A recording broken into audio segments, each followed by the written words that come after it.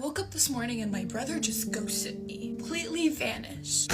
He's not talking to me. He's not answering my text. One of you told me that he posted something about going to Cali. I'm going to Cali right now. There's no more flights to Cali. I'm gonna be driving to Cali. It's 7 hours. I'm taking random clothes with me right now.